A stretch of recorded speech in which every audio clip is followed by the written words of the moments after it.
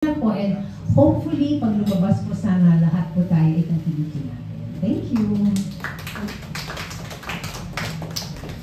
Mr. Lance Raimundo.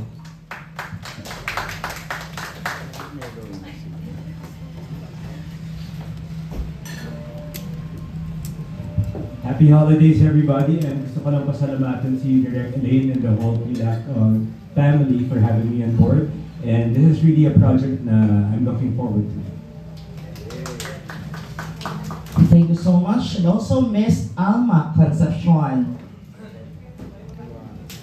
Hello, good afternoon everyone, and Merry Christmas, Happy New Year, and I'm so excited to work with everyone, Direct Elaine, and for the team of PILAC.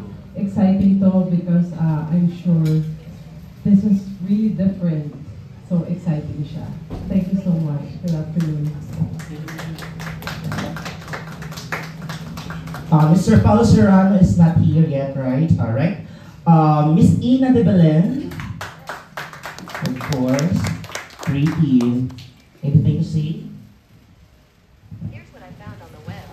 Ayan, thank you guys for coming here sa intimate story call ng PILAC. We are super excited to present to you guys the story and of course yung mga characters natin. And di ba ba obvious kung sino yung nandito? Ayan, I'm actually excited to work with both my sister and my dad. So yeah, thank you guys for coming.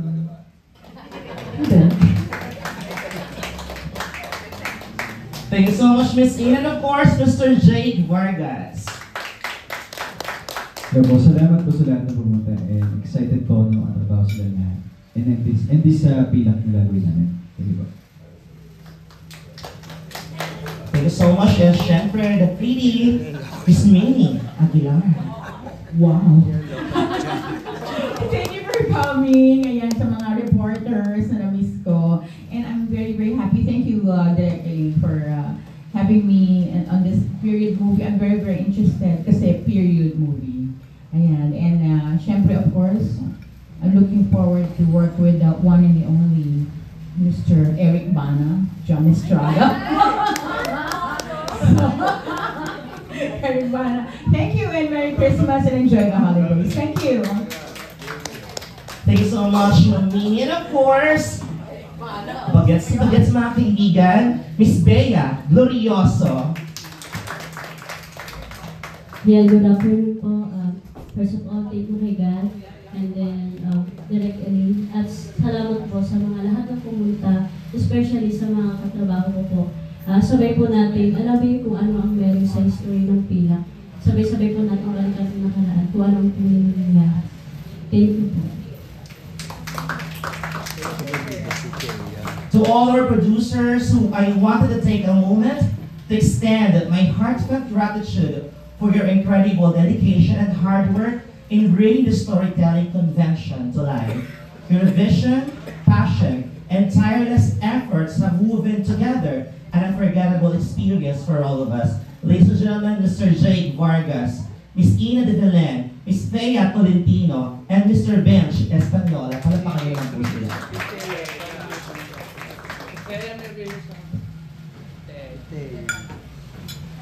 Hindi pa na-introduce si Thea. Hello po, good afternoon po sa inyong lahat. Thank you din for coming. And this is my first project na nag-co-produce ako. And it's a new challenge for me at nakakatuwa kasi talagang ginaguide kami ni Direk. And parang yun talaga yung goal sa industry na to eh. Na-try din mag-produce ng own project mo. And ayun, I'm still learning, so ayun, I'm excited to work with everyone.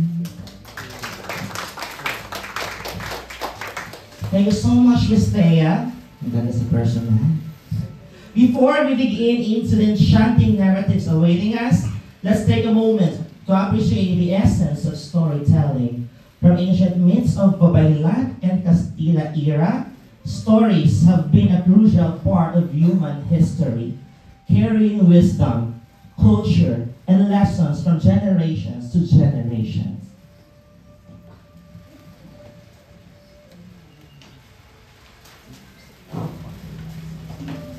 Our storytellers tonight are masters of their craft, our director and his creatives, and of course, the artists. They have poured their hearts and souls into crafty narratives that will resonate with each and every one of us. So, without further ado, let the curtains rise and let the magic of storytelling begin. Sit back, relax, and let me give this moment to our narrator for today. He is the director that gives a story, skeleton of Pilak, scriptwriter that gives dialogue and life to the story. Let's give a round of applause to Mr. Ken Bautista.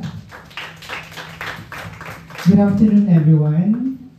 Yan. I'm Ken Bautista, the scriptwriter of Pilak. So, umpisa na natin. The synopsis of Pilak. Ang Pilak ay isang istorya ng mga babaylan at ng mga dayuhang Kastila na sumakop sa bansang Pilipinas. Ang istoryang ito ay naganap sa ika-18 siglo o 18th century na kung saan makikita ang mga paghihirap ng mga Pilipino, lalong-lalo na ang mga babaylan sa kamay ng mga dayuhang Kastila.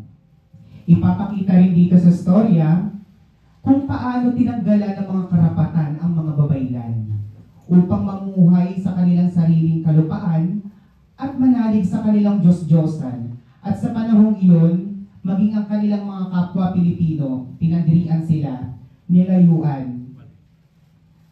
At nung pinandirian sila ng kapwa nila Pilipino, sila ay lumayo at dinisan nila ang tunay nilang lupain. Dahil nung panahon na iyon, may mga isinawalat silang mga haka-haka o kwento. Tulad ng sila daw ay mga aswang, mangkukulam o mangbabarang. Ginawa ng mga Kastila yun noon upang sakupin agad-agad ng mga Kastila ang bansang Pilipinas.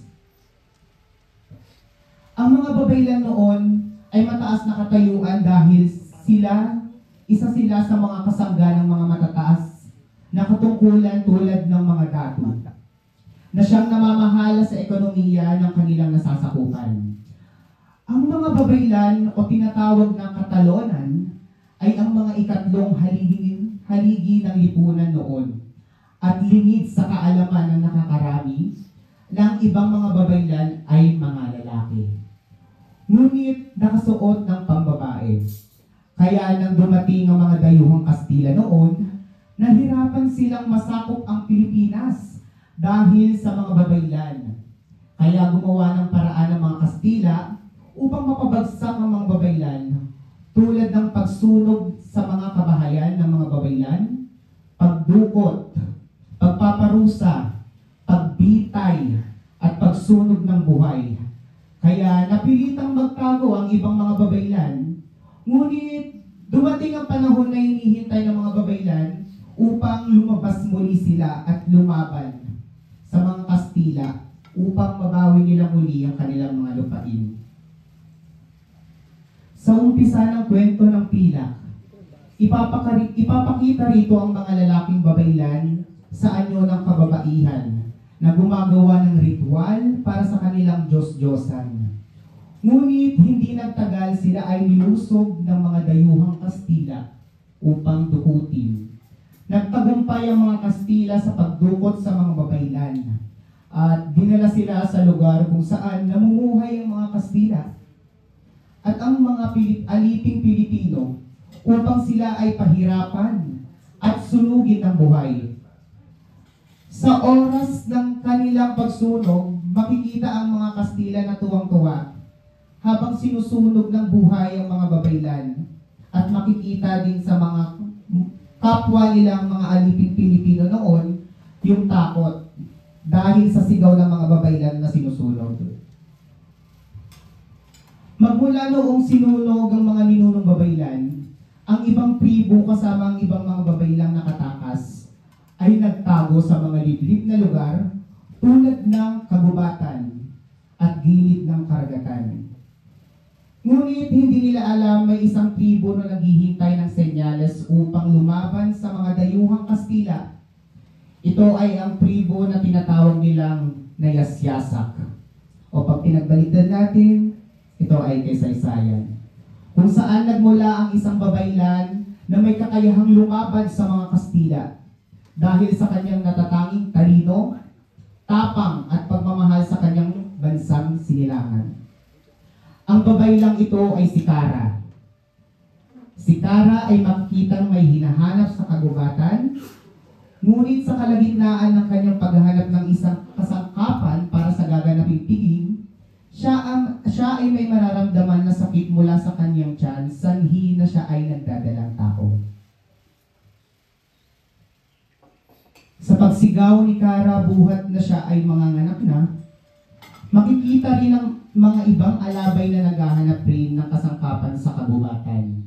Sa paglagpas ng sanggol sa sinapupunan ni Cara, maririnig ang napakagandang iyak na siyang maririnig naman ng mga alabay sa kagubatan. Nang marinig ng mga alabay sa pamumuno ni Marikit ang iyak ng isang sanggol, sila ay dali-daling maghahanap kung saan nanggaling ang iyak na iyon.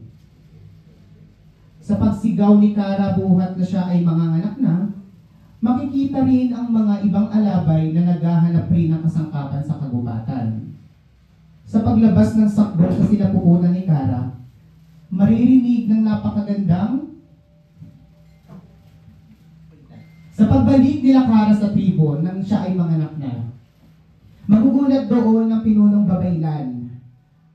Ang pinunong babaylan na ito, siya yung nakakita ng pangitain na si Cara pala ang dahilan kung bakit sila lalaban muli sa mga Kastila.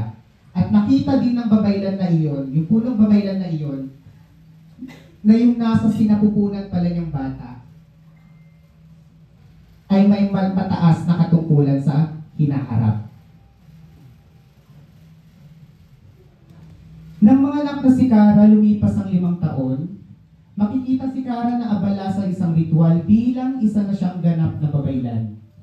Nang matapos ang ritual ni Cara, lalapitan siya ng isang alabay upang ipahatid ang di magandang balita tungkol sa kanyang anak na si Sinag. Si Sinag pala ay may karamdaman kaya magmamadali si Cara upang umuwi sa kanilang tribo. Sa pagdating ni Cara sa kanilang tribo, makikita niya si Sinag na nanginginig at tila may mga sugat sa kanyang balat. Sinubukan lahat ng mga babaylan ang kanilang nalalaman sa panggagamot. Ngunit sila ay mabibigo na mapagaling si Sinag. Nang dahil sa kalagayan ng anak ni Cara, siya ay magpapasya na lisanin ang tribong Nayasyasak upang kumuha ng gamot at kaalaman mula sa mga Kastila na eksperto sa medisina. Isang gabi makikita si Cara na gumagawa ng isang ritual upang humingi ng basbas at gabay sa mga Diyos-Diyosan at kasabay ng kanyang pagre-ritual, bibigyan siya ng kaliwanagan ng kanilang Diyosa na si Libulan, na kailangan niyang magpanggap bilang isang lalaki upang makapasok sa baluarte ng mga Kastila. Dahil sa panahon na iyon, alam naman natin na hirap makapasok ang mga kababaihan upang magtrabaho. Kaya kinakailangan niyang magpanggap bilang lalaki. At kapag nalaman nila na isa siyang babaylan na nagtatrabaho sa lungsod ng mga Kastila, kamatayan ang magiging kaparusahan.